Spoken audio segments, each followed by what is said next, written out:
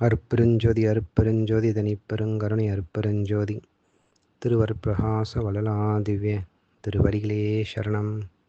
வணக்கம். இன்றைக்கு நாம் சிந்திக்கக்கூடிய அகழ்வரிகள் 223 224 அகழ்வரிகள். கூறிய கருநிலை குலவிய கீழ்மேல் ஆரியல் என உரை அருட்பெருஞ்சோதி. இந்த அகழ்வரிக்கான விளக்கம்: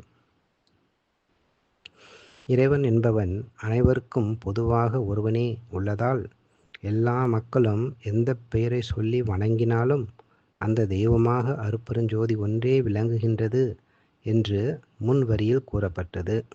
இந்த வரியில் உயிர்த்திரள் எவ்வாறு விளங்குகின்றது என்று கூறப்படுகின்றது. ஜீவன்கள் ஓர் அறிவுள்ள தாவரம் முதல் 5 அறிவுள்ள மிருகங்களாயும் 6 அறிவுள்ள மனிதராயும் பிறவி எடுக்கின்றன. இவற்றில் 5 அறிவுள்ள மிருகங்கள் வரை தாழ்ந்த பிறவி என்றும் 6வது அறிவுள்ள மனித பிறவியை மட்டும் உயர்ந்த பிறவி என்றும் வகுத்து வைத்துள்ளனர்.